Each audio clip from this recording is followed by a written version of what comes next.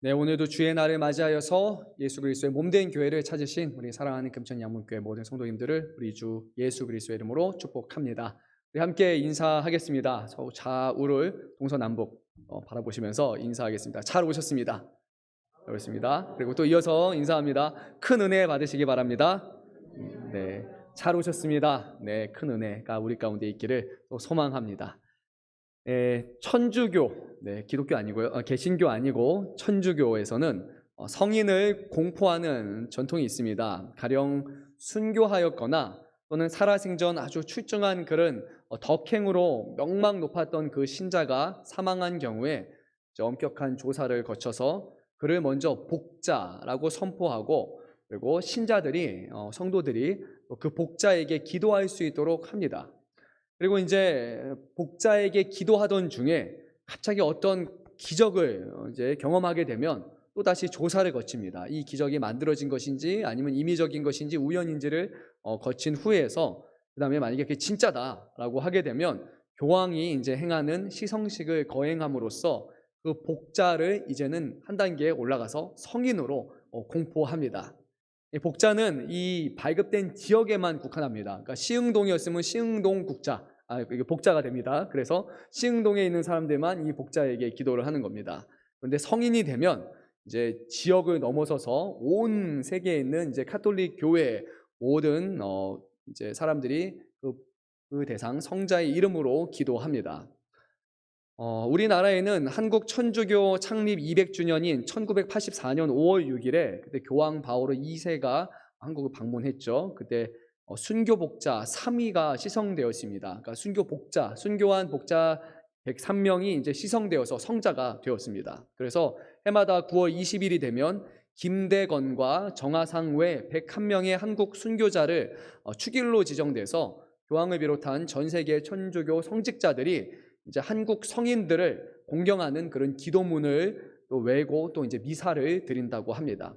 지금 한국에는 124명의 복자와 그리고 103명의 성인이 있습니다. 그리고 이제 이것을 좀 더 넓혀서 전 세계적으로 보게 되면 무려 성인의 수는 6,362명에 달합니다. 그래서 많은 사람들이 이 성인의 이름으로 기도를 지금도 하고 있습니다.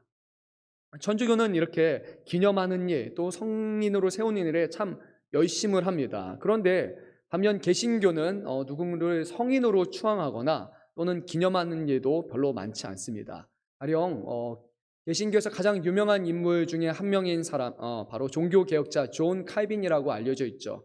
그는 이제 55세로 제네바에서 숨을 거두었는데, 그가 죽을 때 그가 남겨준 유산은 $170였고 자신의 묘비를 비석을 세우지 말라라고 그렇게 유언을 남겼습니다. 혹여라도 후대에 누군가가 와서 자신의 비석을 보고 자신을 기념하는 것을 원하지 않았기 때문에, 그래서 개신교 역사상 가장 위대한 사람 중에 한 명이지만 지금도 그의 무덤이 어디 있는지 아무도 모릅니다. 오직 그가 외쳤던 말 솔리 데오 글로리아, 오직 하나님께 영광만이라는 그 외침만이 우리에게 지금 남겨져 있을 뿐입니다. 그가 세운 정신은 지금도 교회 안에 남아서 우리로 하여금 위대한 사람이 아니라 연약한 사람에게 능력을 주시는 그 하나님을 우리가 바라보고 그분을 찬양할 수 있도록 지금 돕고 있습니다. 그럼에도 불구하고 때때로 이제 하나님을 진심으로 사랑하고 섬겼던 그런 우리의 신앙의 선배들을, 그들의 모습을 우리가 돌아보면서 또 그것을 나누는 것은 분명히 유익이 있다고 생각합니다. 누군가를 추앙하거나 어떤 성인으로 만들거나 그렇게 하는 것이 아니라, 그 사람을 이름으로 기도하는 것이 아니라 우리의 신앙적인 유익을 도모하기 위해서 그들이 걸었던 그 믿음의 발자취를 우리가 따라가는 것, 그것은 분명히 의미가 있는 것 같습니다. 그러는 중에 어느덧 우리의 강팍한 마음과 또 상한 심령에 변화가 오는 것을 저도 종종 경험하게 됩니다. 가령 사랑의 원자탄이라 불리는 손양원 목사님의 삶은 분명 우리에게 도전이 됩니다. 그래서 짤막하게 그분의 삶을 정말 일부분만 제가 말씀드립니다. 이 손양원 목사님은 독립운동가이자 기독교 집안에서 태어나셨습니다. 아버지께서는 손종의 지사셨고 1913년 3월 1일 경남 칠원에서 만세운동을 주도하셨던 분이 바로 손양원 목사님의 아버지이시죠. 아버지 손종일 지사가 이제 일본 경찰에게 체포되고, 그 다음에 당시에 학생이었던 손양원 목사님은 이제 우유와 신문 배달로 생계를 연명하시다가 결국 6년이 지난 후에 전도사로 이제 부임받게 되십니다. 손양원 목사님이 처음으로 부임한 곳은 한센병자 교회, 그리고 이후에는 애양원이라고 알려진 그 교회였습니다. 한센병 또는 나병, 또는 성경의 예전에 개역 한글을 보게 되면 문둥병으로 불리게 되는데, 그 한센병에 걸리게 되면 살이 이제 이렇게 문드러진 모습, 뭉그러지는 모습이 됩니다. 그래서 사람들이 그 모습으로 인해서 상당히 좀 불편해하고 또 이제 사회적으로 냉대를 받게 됩니다. 그리고 그 당시에 쉽게 감염이 된다라고 그렇게 알려졌기 때문에 한센병에 걸리게 되면 사회적으로 격리 대상에 해당합니다. 그런데 이 손양원 목사님은 한센인들을 오히려 사랑으로 품어 주셨습니다. 환자 중에서 한센병자들을 격리했는데, 그 중에서도 그 상태가 아주 중증에 이르는 사람들이 있습니다. 그 사람들을 따로 방에다가 격리를 했었는데, 이제 당시에 간호사들이 그들을 돌보기 위해서 왔는데, 혹시라도 감염될까 해서 그냥 바닥에 걷지 않고 그 바닥에다가 신문지를 깔고 이렇게 걸어갔다고 합니다. 근데 그런 행동이 이 한센병 환자들에게 상당히 모욕감으로 느껴졌습니다. 그래서 그중 한 환자가 "우리가 짐승입니까? 우리도 똑같은 사람입니다." 라고 이제 울분하면서 이제 외치게 되죠. 그러던 중에 갖고 있는 목침으로 이제 휘둘러서 이제 결국에 이 한 간호사가 죽는 일이 발생하게 됩니다. 근데 바로 그때 이 손양원 목사님이 그것을 눈으로 보시고 그곳에 맨발로 바로 그 안으로 방으로 들어가셔서 그 간호사를 죽인 그 환자에게 다가가서 앞에서 기도하시고 그 상처를 직접 입으로 빨아서 그 고름을 뱉어내셨다라고 우리는 알고 있습니다. 손양원 목사님이 혹시라도 전염이 될까봐 이제 뭐 의사들도 걱정했다고 합니다. 그런데 손양원 목사님은 오히려 이렇게 말씀하셨죠. "내가 나병에 걸리면 그들과 똑같아질 것이고, 그러면 환자들이 나에게 더 거부감 없이 대할 텐데 내가 그렇지 못해서 아쉽다." 라고 이렇게 말씀을 하셨다고 합니다. 손양원 목사님은 애양원 교회에서 한센인들과 평생을 함께 하셨습니다. 식사도 함께 하시고 잠도 같이 주무시고 껴안고 그들을 위로하시고 기도하시는 삶을 살았습니다. 손양원 목사님에 대한 일화 뭐 더 많은 것이 있지만 여기까지만 말씀드리고자 합니다. 손양원 목사님이 사랑으로 품으신 한센병자, 이 사람들은 격리의 대상이었고, 오늘날에도 지금 우리가 코로나라고 하는 이런 전염병으로 인해서 사람들이 서로 격리되고 또 그것으로 인해서 누군가를 향한 지탄을 하거나, 그리고 그렇게 잘못된 시각으로 보는 그런 일들이 여전히 우리에게 있는 것 같습니다. 물론 지금은 오미크론이라는 그런 초유의 사태로 인해서 하루에 수십만 명씩 확진자가 발병하다 보니까 초기에 가졌던 그런 시선으로 우리가 보지는 않지만, 그래도 여전히 우리 가운데는 병자, 환자, 뭐 확진자라는 것으로 인해서 누군가를 우리가 약간 색안경을 끼고 보는 그런 시선이 아직도 있는 것 같습니다. 오늘 말씀에서는 제가 말씀드렸던 한센병자, 그에 해당하는 다른 표현인 나병 환자가 오늘 성경 말씀에서 등장합니다. 조금 더 엄밀하게 말하면 오늘 본문에 해당하는 레위기 13장에 해당하는 나병 환자는 조금 더 포괄적인 개념으로서 이제 피부병을 갖고 있으면서 그리고 어떠한 전염을 할 수 있는 그런 사람들을 모두 총망라해서 이제 지칭하는 표현입니다. 한센병자는 그들 중에서도 좀 더 상태가 심각한 사람들이 바로 한센병자라고 할 수 있을 것입니다. 오늘날 고도로 발달된 의학 체계를 기준으로 하면 이런 병들, 이런 피부병들은 얼마든지 치료가 가능한 병일 겁니다. 그런데 말씀이 기록된 시기, 주전 1440년에서 1400년을 기준으로 해서 보면은 그 당시에 이런 병들은 어떤 의술을 통해서 치료가 불가능한 그런 병이었습니다. 하나님께서는 이 나병 또는 피부병의 여부를 판가름하는 역할을 십부장이나 또는 백부장이나 또는 족장이나 어떤 장로들과 같은 그런 리더십에게 맡기지 아니하셨고, 오늘 말씀에서 우리가 읽으면서 계속 반복해서 들렸던 표현이 하나 있었죠. 제사장, 제사장, 제사장. 바로 제사장에게 이것을 맡기셨습니다. 잘 생각해 보면 제사장들은 이런 것에 있어서 전문적인 그런 식견을 가진 그런 사람들이 결코 아니었습니다. 그럼에도 불구하고 하나님은 제사장에게 일을 맡기셨습니까? 맡기셨습니다. 왜일까요? 바로 이 질병들이 가져오는 우리의 상태적인 변화인 바로 부정함, 그것을 파악하고 그것을 선언하는 일이 바로 제사장의 주된 업무 중 하나였기 때문입니다. 제사장은 늘 사람들을 보면서 우리가 정한가 부정한가를 판단할 수 있어야 되고, 그리고 우리가 부정한 상태라면 그를 부정하다 외치며 다시 그가 정한 상태로 하나님께 나올 수 있도록 그를 돕고 이끄는 과정을 해야 됩니다. 레위기에서 사람을 구분하는 세 가지 큰 기준이 있는데 바로 거룩함, 그리고 정함, 부정함이라고 할 수 있습니다. 정함은 하나님의 택함 받은 이스라엘 백성의 가장 기본적인 상태가 바로 정함입니다. 그리고 부정함이란 하나님을 알지 못하는 그런 이방 사람들을 부정하다라고 성경은 말합니다. 그리고 정한 것 중에 특별히 하나님께 드려진 것, 그것은 거룩한 것으로 이렇게 여겨지게 되는데요. 그래서 기름 부음 받아 하나님께 드려진 제사장은 바로 거룩하다라고 이렇게 불리게 됩니다. 지난 시간 말씀드렸던 것처럼 거룩함이란 우리가 스스로 뭘 잘해서 거룩하게 되는 것이 아니라 하나님이 그를 구별하였고 기름 부으셨고 택하셨기 때문에 거룩하다라는 그런 지위를 얻는다고 말씀을 드렸습니다. 또한 레위기 말씀을 보게 되면 동물도 이렇게 세 가지로 구분이 됩니다. 이스라엘 백성이 먹을 수 있는 짐승은 정한 것이다. 먹을 수 없는 것은 뭘까요? 부정한 것이다. 그러면 정한 것 중에 하나님 앞에 구별해서 드리는 것은 무엇일까요? 거룩한 것이다 라고 이렇게 구별해서 말씀하고 있습니다. 왜 이렇게 구별하셨을까? 레위기 11장 44절에서 45절에 보게 되면 이렇게 말씀하셨습니다. 우리 혹시 자막이 준비되어 있으면 11장 44절에서 45절 말씀을 한 목소리로 읽도록 하겠습니다.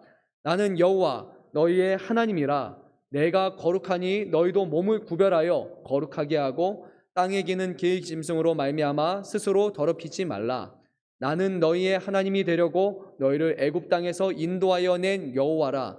내가 거룩하니 너희도 거룩할지어다. 아멘. 하나님께서 거룩하시기 때문에 부정한 것은 결코 하나님께 나아갈 수 없었습니다.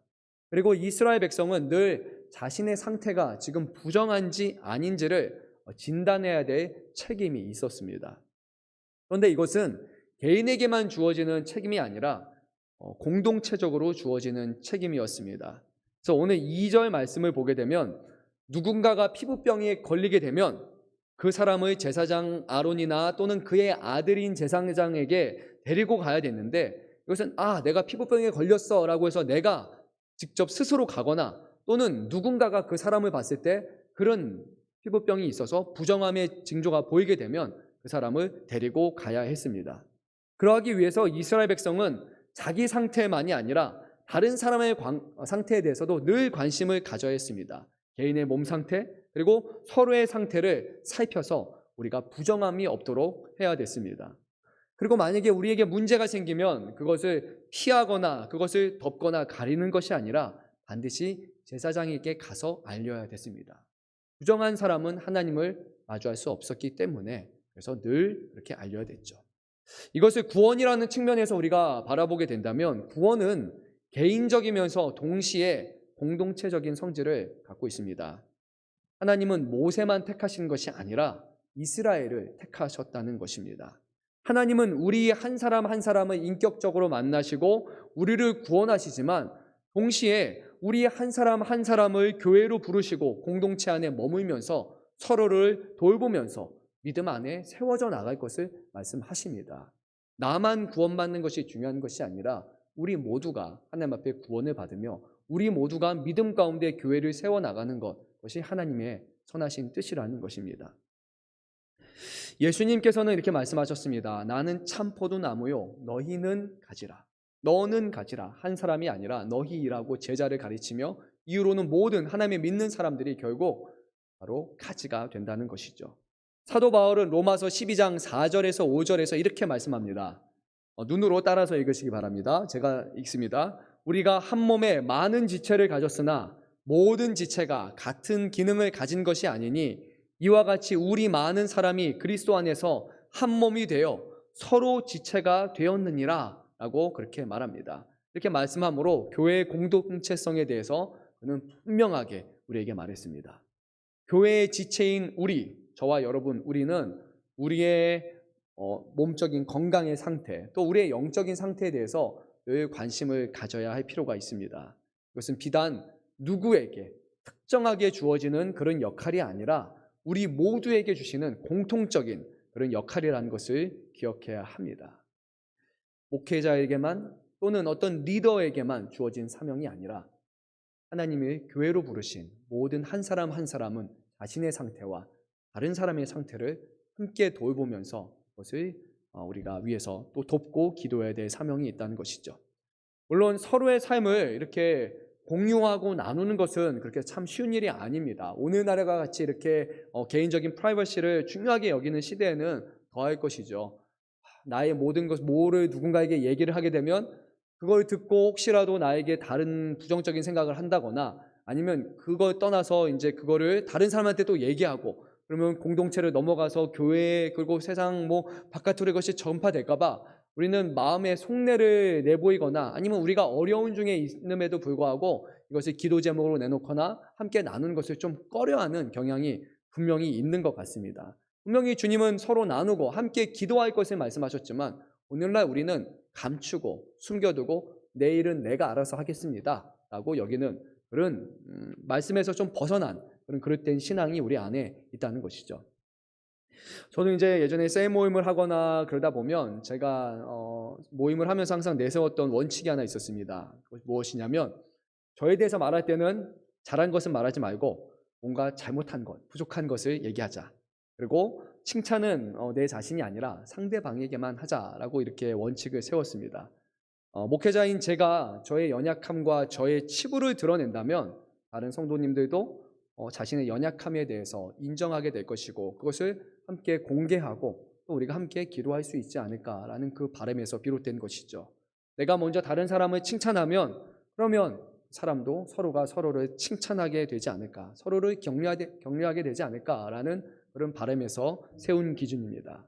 누군가를 탓하고 잘못했다라고 드러내기보다는 그 사람이 잘한 것들을 칭찬하고 오히려 내가 부족합니다라고 말하는 것이 우리의 마음을 열고 서로에게 다가갈 수 있는 그런 기회가 된다고 생각했기 때문에 저는 그런 기준을 세웠습니다. 자랑은 오직 하나님 자랑, 칭찬은 다른 사람을 세우는 칭찬, 그것을 통해서 공동체가 건강하게 세워져 가지 않을까라고 저는 생각을 해봅니다.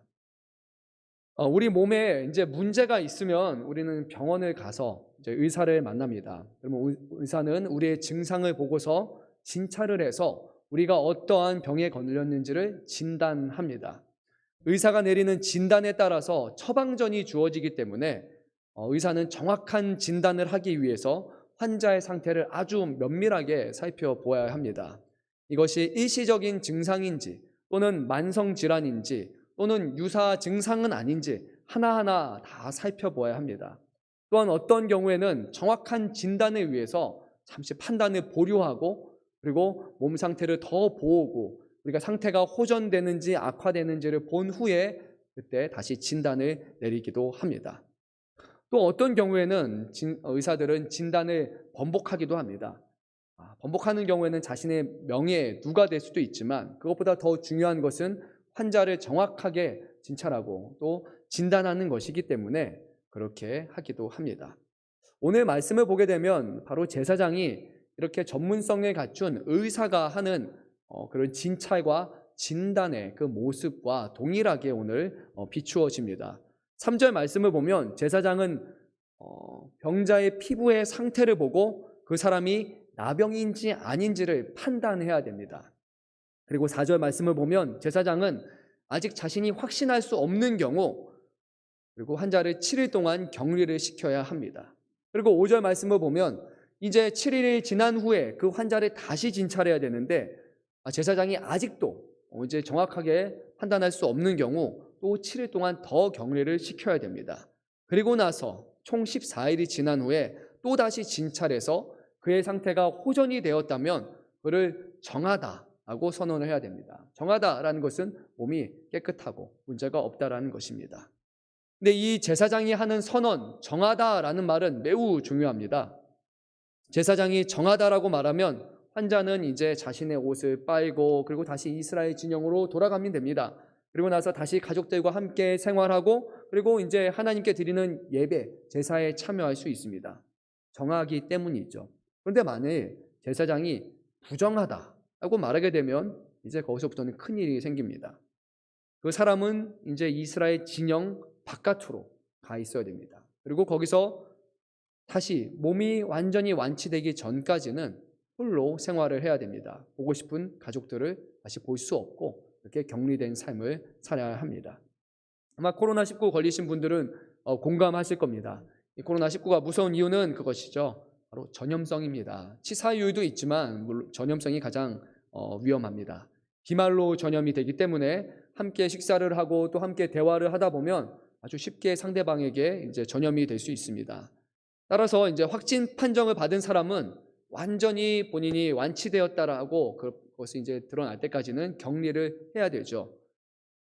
집 안에서 문 하나를 사이에 두고 서로를 바라볼 수도 없고 서로를 만질 수도 없고 서로에게 대화할 수 없는 그 상황, 그 고충은 정말 이루 말할 수 없는 고충일 것입니다.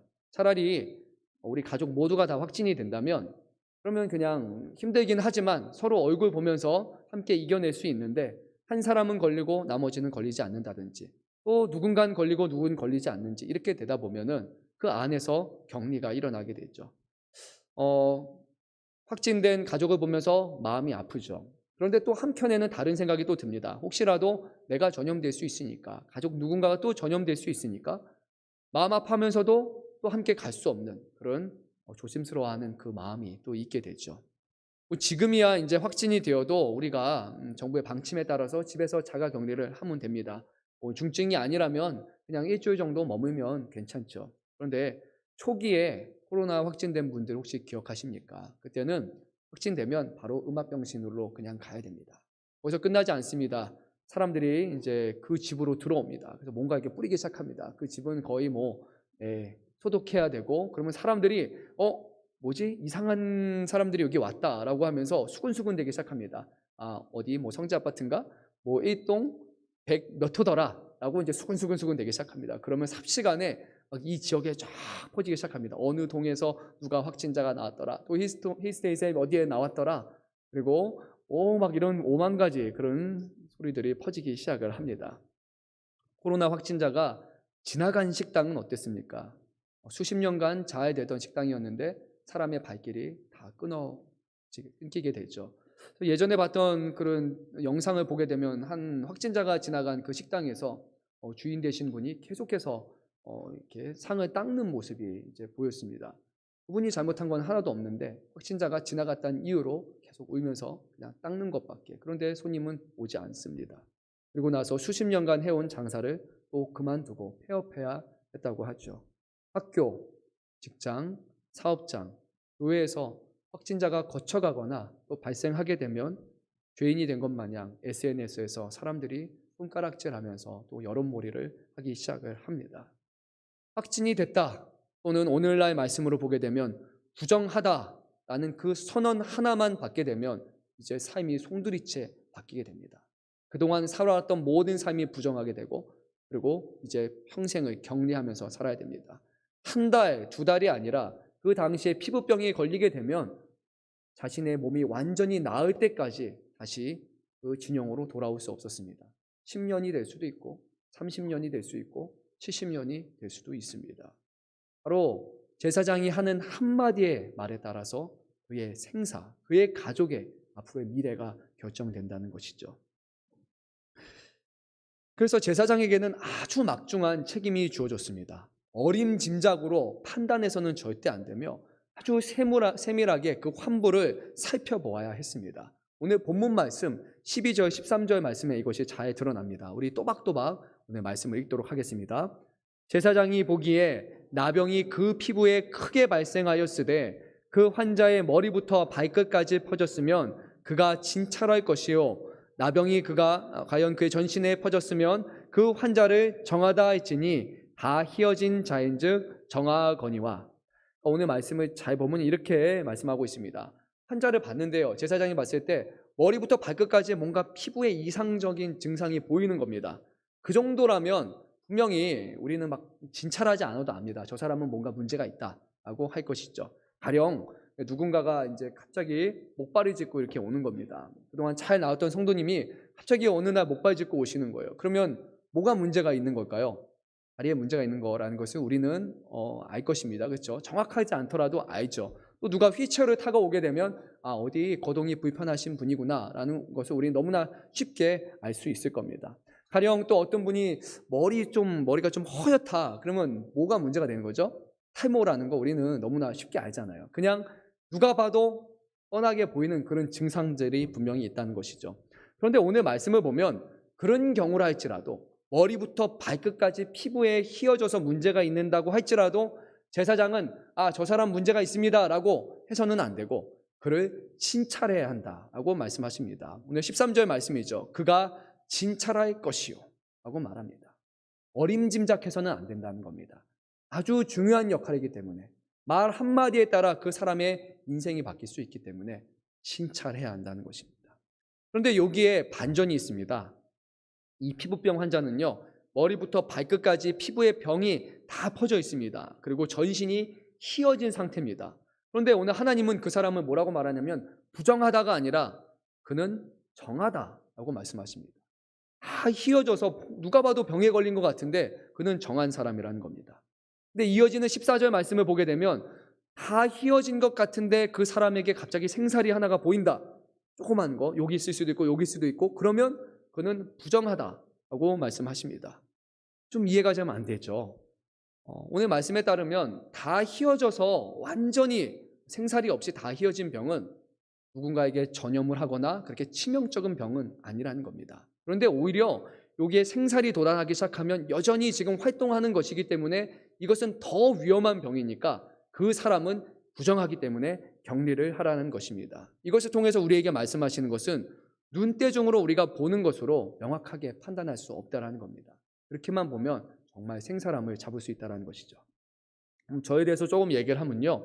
제가 이제 미국에 있을 때 고등학교 이제 11학년, 12학년이죠. 고2, 고3을 이제 다른 곳에서 기숙사에서 생활을 했습니다. 근데 미국 기숙사는 방학이 되면 학생들을 쫓아냅니다. 그래서 저는 이제 아주 친한 친구 집에서 계속해서 이제 보냈습니다. 지금 생각하면 어떻게 친구인데 그냥 이렇게 받아주고 먹여주고 재워주고 했을까라는 생각이 듭니다. 돈 한 푼 받지 않고 진짜 한 2년 동안 방학마다 이렇게 해주신 친구 또 친구의 부모님에게 너무 감사합니다. 그래서 어제 제가 너무 갑자기 고마운 마음이 생겨서 설교 준비하다가 페이스북에 가서 열심히 찾아봤는데 예전에도 한번 제가 찾아봤는데 못 찾았는데 결국 어제도 1시간 찾다가 포기했습니다. 근데 지금 보니까 너무 감사한 분이었던 것 같습니다. 네, 뭐 그걸 말하려는 게 아니라 이제 그 한 번은 방학에 제가 이제 조지아주에 있는 애틀랜타라는 도시로 갔는데요. 거기에 저희 이제 아버님의 은사님 되시는 분이 또 아는 어떤 어르신이 한 분 계셨습니다. 그 우연하게 이제 우연치 않게 만나게 됐는데 그분은 자동차 경비공이셨고 체구도 아주 남자답고 성격도 호탕하신 그런 분이셨어요. 근데 저를 처음에 너무 좋게 보셔가지고 뭐 때문에 좋게 보셨는지 모르겠지만 그냥 막 집으로도 초대하시고 집에 수영장도 있는데 거기서 같이 수영도 가르쳐 주시고 수영도 하고 이렇게 좋은 이렇게 친분을 갖고 있었습니다. 그러다가 이제 다시 방학을 하게 돼서 방학이 끝나고 학교로 돌아갔고 이제 또 다시 마지막 학기에 겨울방학을 맞이해서 제가 그 친구의 집으로 또 가게 됩니다. 그래서 이 어르신이 너무 감사하니까 또 한번 찾아뵙습니다. 근데 찾아뵈기 전에 제가 한 게 있습니다. 뭐냐면 아주 친한 절친 남자 넷이 저를 포함해서 있었는데 우리 마지막이니까 나름의 좀 추억을 만들어 보자라고 해서 그맘때 학생들이 할 만한 행동 있지 않습니까? 한번 염색을 해보자라고 합니다. 근데 그냥 염색약을 샀으면 괜찮을 텐데 탈색약을 저희가 샀습니다. 문제는 처음 했는데도 불구하고 너무 색이 잘 나온 겁니다. 그래서 진한 갈색이 나와야 되는데 그게 아니라 이제 거의 뭐 노랗다 못해 하얘질 정도로 이제 그렇게 색이 이제 노란색으로 나왔습니다. 고민을 했죠. 이제 갑자기 흰머리에 4명이 다니면 얼마나 웃깁니까? 그래서 이걸 어떻게 해야 될까? 잘라야 되냐, 염색을 해야 되냐? 근데 어차피 마지막 방학이고 이제 한 달밖에 안 남았으니까 그래, 앞으로 학교 들어가면 다시 염색해야 되니까 그래도 한 달만 이렇게 다녀보자라고 이렇게 합니다. 바뀐 거 별로 없었습니다. 그냥 검은 머리에서 노란 머리 된 거 하나밖에 없습니다.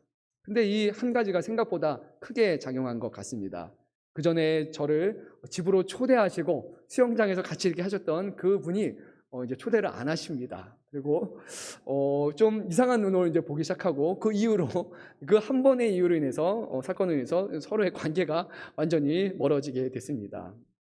우리는 종종 외적으로 보이는 것으로 사람을 너무 쉽게 판단합니다. 선입견이라고도 말을 하죠. 외모, 옷차림, 말투, 행동, 그런 태도 등등 이런 것을 보고서 우리는 저 사람은 저런 사람일 것 같다라고 우리는 쉽게 판단하는 것입니다. 그런데 막상 그 사람을 만나서 대화하다 보면 그것이 절대적인 기준은 아니라는 것을 우리는 깨닫게 됩니다. 정말 욕쟁이 할머니가 보니까 누구보다 따뜻한 마음씨를 가진 분이라는 것을 우리는 보기도 하고, 말없이 아주 조용한 누군가가 실제로는 아주 사려 깊은 마음을 가진 사람이라는 것을 우리는 또 깨닫기도 합니다. 항상 웃으면서 웃음으로 일관했던 사람이 실제로는 그 마음속에 너무나 많은 상처를 간직한 채 그것을 드러내지 않기 위해서 웃는 사람이라는 것을 또 우리는 보기도 합니다. 겉보기에는 너무 괜찮은 사람이었는데 그 사람이 사기꾼이고, 그리고 희대의 살인마가 될 수 있기도 합니다. 또한 외모로 볼 때 우리 주님도 참으로 볼품없는 분이셨습니다. 우리가 TV에서 보는 것처럼 백인이고 머리가 쫙 이렇게 찰랑찰랑 하시는 그런 분이 아니라, 피부색도 아마 그쪽 중동 분이셨기 때문에 좀 더 탁한 어두운 색이었을 것이고, 목수의 아들이셨고, 또 그 당시에 아주 촌동네인 나사렛 출신이었고, 정규적인 랍비 학교를 교육을 받지 않으신 분이셨죠. 그럼에도 불구하고 그 예수님은 바로 하나님의 아들이셨습니다. 정말로 잘 판단해야 합니다. 보이는 대로 또는 우리가 보고 싶은 대로 판단해서는 안 되죠. 들리는 대로, 우리가 듣고 싶은 대로 판단해서는 안 됩니다. 잠깐 염색을 할 수 있고 또 잠깐 방황을 할 수 있습니다. 하지만 끝까지 지켜보고 우리가 용서하고 받아줄 수 있는 그런 넉넉함을 우리는 갖춰야 합니다. 그렇지 않으면 우리는 사람을 쉽게 판단하고 쉽게 누군가를 부정하다라고 말할 수 있기 때문입니다. 16절 말씀을 보게 되면 그 휘어진 몸에 생살이 있던 사람이 이제 갑자기 그 생살이 사라져서 다시 휘어지게 됩니다. 그러면 그 사람은 또다시 제사장에게 가야 됩니다. 그리고 17절 말씀에서 제사장은 그를 보고 나서 정말 생살이 사라지고 휘어졌다면 그 사람을 이제 정하다라고 이렇게 선언하라고 말합니다. 머리가 검은색이었다가 잠깐 노래질 수 있습니다. 우리 청년들 보니까 노란색이 아니라 핑크색도 되고요, 파란색도 되고 노란색도 됩니다. 그런데 기다리면 다시 검은색 됩니다. 때로는 우리의 조급함이 더 문제를 키우기도 합니다. 잠깐 드러난 증상, 휘어진 것에 잠깐 생살이 생긴 것인데도 불구하고 저 사람은 부정하다고, 우리가 너무 쉽게 판단하고 조급해서 그 사람을 이렇게 나쁜 시선으로 볼 수 있다는 것이죠. 그런데 기다리면 되는데, 그러면 그 사람의 살이 다시 생살이 휘어져서 다시 정한 사람이 될 수 있는데도 불구하고 우리는 그것을 기다리지 못한 채 누군가를 향해서 정죄하는 모습이 있다는 것입니다. 오늘 말씀을 보게 되면 제사장의 역할은 한마디로 말하면 정함과 부정함, 이것을 구분하는 것이었습니다. 딱 거기까지입니다. 나병 환자로 진단받은 후에 제사장이 할 수 있는 것 아무것도 없습니다. 어디서 약을 가져와서 먹이고 치유할 수 있는 것, 이것은 제사장의 역할이 아니었습니다. 오늘날처럼 약이나 치료, 수술 등 이것은 할 수 없었습니다. 또한 환자도 자기가 부정하다라고 이렇게 불리게 되면 자신을 위해서 할 수 있는 것 아무것도 없습니다. 뭔가 할 수 있는 것이 없었습니다. 딱 하나밖에 없었습니다. 그냥 기도하고 하나님이 치유해 주실 것을 기다리는 것밖에는 아무것도 없었습니다.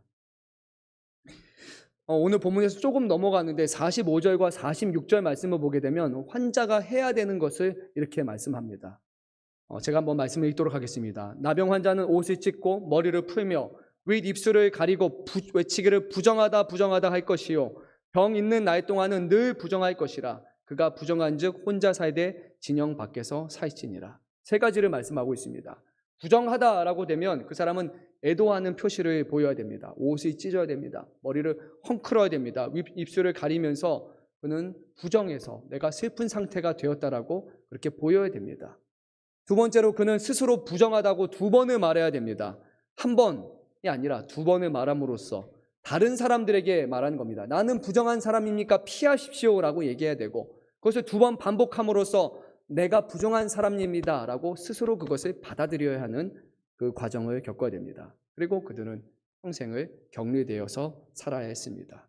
하나님이 회복시켜 주실 것만을 기다리며 기도하며 사는 것밖에 없었습니다.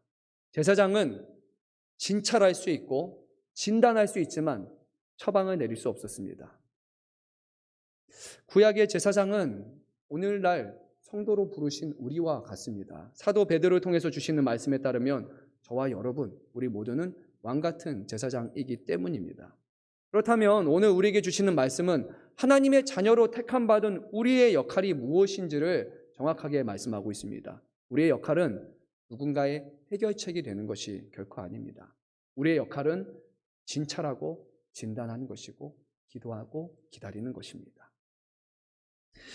영국의 아주 유명한 목사님이시죠. 원래는 의사셨다가 목사님이 되신 로이 존스 목사님의 말을 제가 조금 긴 말이지만 여러분에게 들려드리도록 하겠습니다. 귀를 기울여서 잘 들어주시기를 부탁드립니다.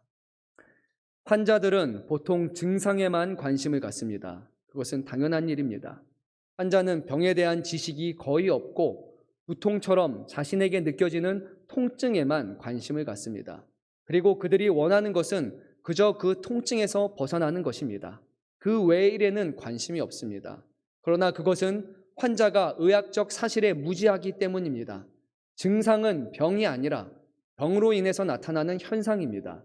정말 중요한 것은 증상이 아니라 병입니다.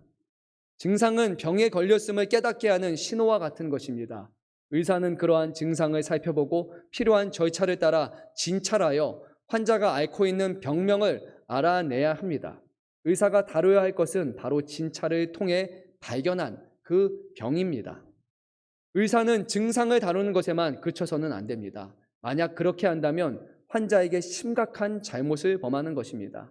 경우에 따라서는 그로 인해 환자의 생명이 위태로워질 수도 있습니다. 증상만을 다루고자 한다면 의사는 환자에게 모르핀을 주사할 수도 있습니다. 그러면 고통은 사라지고 완전히 나아진 듯 보일 것입니다. 그러나 그것으로 치료가 잘 되었다고 볼 수 없습니다. 그 병이 암이라면 암세포는 여전히 자라나고 있을 것입니다. 조만간 환자는 고통이 더 심해졌다고 호소해 올 것입니다. 그에게 또다시 진통 효과가 있는 약물을 주입했다고 생각해 보십시오. 환자는 그가 친절한 의사라고 생각할 것입니다. 그러나 사실 그의 암은 전혀 치료되지 않았고 그의 몸은 죽어가고 있을 뿐입니다. 의사의 임무는 이렇게 주사로 증상을 없는 데 있지 않습니다. 그가 해야 할 일은 우선 그 증상의 원인이 무엇에 있는지 밝히는 것입니다. 그리고 진찰을 통해 밝혀낸 바에 따라 병을 다루어야 합니다. 증상의 제거는 병을 치료하며 따라오는 부수적인 효과입니다.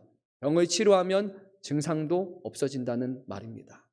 중요한 것은 증상이 아니라 병이라고 하고 증상을 해결하는 게 답이 아니라고 합니다. 우리는 증상을 보고 진찰하고 진단하는 것이 우리의 역할이라는 것이죠. 근데 우리는 종종 섣불리 진단을 합니다. 이렇게 진단하죠. 기도가 부족하다. 믿음이 부족하다. 어떻게 보면 나중에 지나가서 보면 다 맞는 말인 것 같지만 그 당시에 그것은 좋은 진단이 아닌 것이죠. 무슨 연유로 인해서 그 사람이 힘들어하고 있는 것인지, 이것이 정말 이 사람의 신앙의 문제인 것인지 아니면 다른 문제인지를 우리는 올바르게 진찰해야 합니다. 모든 것은 다 영적인 문제라고 쉽사리 판단해서는 안 됩니다. 열심히 기도하고 열심히 봉사한다고 해서 모든 문제가 다 해결되지 않는다는 것입니다. 기도에 시간만 많이 한다고 해서 좋은 기도가 아닌 것처럼, 그것이 그냥 주문 읊는 기도가 될 수 있는 것처럼, 또는 봉사를 열심히 하는 것만이 교회 안에 머무르는 그런 해답이 아닌 것처럼, 오히려 그로 인해서 교회에 예배를 드리러 오는 사람이 아니라 일하러 오는 사람이 될 수 있는 것처럼 우리는 잘 분별해야 하죠. 그냥 다그치고 아니다, 뭐가 문제다라고 그렇게 말하는 것도 답이 아닙니다. 정말로 무엇이 문제인지를 우리는 그 사람의 증상을 보고서 면밀히 살펴보고 판단해야 하는 것입니다. 믿는 사람이라면 우리는 신앙으로 접근하면 됩니다. 그런데 믿음이 없는 사람에게 신앙으로 접근하는 것만큼 어리석은 일은 없을 것입니다. 로이 존스 목사님이 이렇게 덧붙였습니다. 영적인 의사로서 해야 할 첫 번째 일은 지금 내가 상담하고 있는 사람이 그리스도인인지 여부를 파악하는 것입니다. 그가 만일 그리스도인이라면 나는 곧바로 그에게 도움을 줄 수 있는 방도를 생각합니다. 그러나 그가 그리스도인이 아니라면 나는 그가 그리스도인이 될 때까지 결코 도움을 주지 못할 것입니다. 믿음이 없는 사람에게 믿음을 강요하는 것은 어리석은 일입니다. 예수님은 병자를 치유하시기 전에 종종 이렇게 물어보셨습니다. 내가 믿느냐? 그의 믿음을 물어보셨습니다. 그리고 그 사람을 치유하셨습니다. 믿음 없는 사람에게 믿음을 주시기를 우리는 간구할 뿐이고 우리가 믿음을 줄 수는 없습니다. 믿는 사람의 삶이 무엇인지 우리의 삶의 모습을 통해서 보여주는 것이 우리의 역할이지 우리가 그 사람에게 없는 믿음을 넣어버릴 수는 없다는 겁니다. 그것은 우리의 역할이 아닙니다. 그것은 하나님의 역할이라는 겁니다. 우리는 치료자가 아니라 치료하시는 분은 우리 하나님이시라는 것을 기억해야 합니다. 하나님께서는 이방의 장군인 나아만 장군의 나병을 치유해 주셨습니다. 뿐만 아니라 이 땅에 오신 예수님께서도 병차를 침탈하시고 진단하실 뿐만이 아니라 아픈 환부에 직접 손을 대고 그를 치료하시기까지 하셨습니다. 그리고 죽은 자를 살리시기도 하셨습니다. 이것은 사람이 할 수 있는 것이 아니라 하나님의 능력이라는 것입니다. 사랑하는 성도 여러분, 우리가 할 수 있는 일을 하나님께 맡기지 마십시오. 또는 하나님이 하셔야 될 일을 우리의 일인 것처럼 여기지도 마십시오. 우리는 우리의 일을 해야 됩니다. 많은 경우에는 우리가 우리의 일을 하지 않기 때문일 것입니다. 우리 한번 로마서 12장 9절에서 13절 말씀을 또박또박 우리가 한 목소리로 읽도록 하겠습니다. 자막 따라서 읽겠습니다. 사랑에는 거짓이 없나니 악을 미워하고 선에 속하라.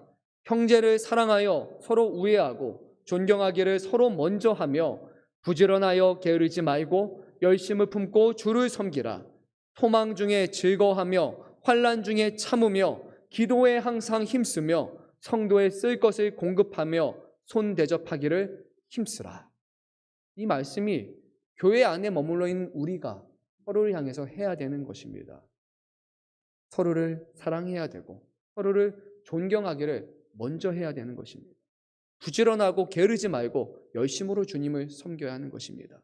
소망 중에 즐거워하며 환난 가운데 항상 기도에 힘쓰는 것이 성도의 사명인 것입니다. 그리고 교회 가운데 어려운 사람이 있다면 우리가 손 대접하며 그 사람을 돕는 것, 그것이 성도인 우리에게 주시는 사명입니다. 우리는 과연 우리에게 맡기신 사명을 감당하고 있습니까? 사도 바울은 이어서 말씀합니다. 로마서 12장 14절에서 18절까지 말씀 우리가 합독하겠습니다. 너희를 박해하는 자를 축복하라. 축복하고 저주하지 말라. 즐거워하는 자들과 함께 즐거워하고 우는 자들과 함께 울라. 서로 마음을 같이하며 높은 데 마음을 두지 말고 도리어 낮은 데 처하며 스스로 지혜 있는 채 하지 말라. 아무에게도 악을 악으로 갚지 말고 모든 사람 앞에서 선한 일을 도모하라. 할 수 있거든 너희로서는 모든 사람과 더불어 화목하라. 만약에 교회가 또 제가 우리 모두가 주시는 말씀을 따라서 교회에게 우리에게 주시는 일을 하고 있다라면 어떻게 되겠습니까? 그러면 세상이 교회를 향해서 손가락질하거나 지탄하거나 교회의 문제에 대해서 말을 하겠습니까? 정말 우리가 주시는 말씀을 기억하면서 이대로 행한다면 과연 누가 우리를 향해서 침을 뱉겠습니까? 왜 우리를 짐승처럼 대우하냐며 사람을 죽인 사람 앞에서 그가 할 수 있는 것 바로 기도하고 병자의 상처를 입으로 빨아서 고음을 내뱉으신 그 손양원 목사님 앞에서 그를 손가락질하면서 그를 정죄할 사람이 과연 누가 있겠습니까? 하나님의 말씀대로 교회에게 주신 사명을 행할 때 과연 누가 우리를 더러운 사람이라고 악한 사람이라고 말할 수 있겠습니까? 우리는 우리의 삶을 통해서 하나님을 믿는 사람이 어떤 삶인지를 보여야 하는 것입니다. 가서 예수 믿으세요, 예수 믿으세요, 예수 믿으세요 말한다고 해서 믿는 것이 아니라 교회에 그냥 앉혀놓으면 믿는 것이 아니라 그를 인도한 우리가 그리고 교회인 우리가 하나님의 자녀인 우리가 하나님의 말씀으로 살아간다는 것은 바로 이러한 모습이라는 것을 믿음으로 살아가는 사람은 바로 이런 행동으로 한다는 것을 우리가 그것을 몸소 보일 때 비로소 믿지 않는 사람들은 정말 믿음이 있구나. 정말 하나님이 사람을 변화시키는구나. 그것을 비로소 알게 되는 것입니다. 주입하는 신앙이 아니라 보여주는 신앙이었고 우리의 삶으로 가르치는 신앙이고 그것이 이 땅에 오신 예수님께서 자신의 몸소 행하신 우리에게 보여준 삶이라는 것을 잊어서는 안 됩니다. 우리는 그것을 통해서 우리가 구원할 수 없는 사람들을 그들을 구원할 수 있는 그리스도께 인도할 수 있는 것입니다. 그러면 그리스도께서는 그 영혼들을 위해서 친히 십자가에 매달리사 죽으시고 그를 죄에서 구원하여 주실 것이고 하나님의 자녀가 되는 놀라운 권세를 주실 것입니다. 이것은 하나님이 행하시는 일입니다.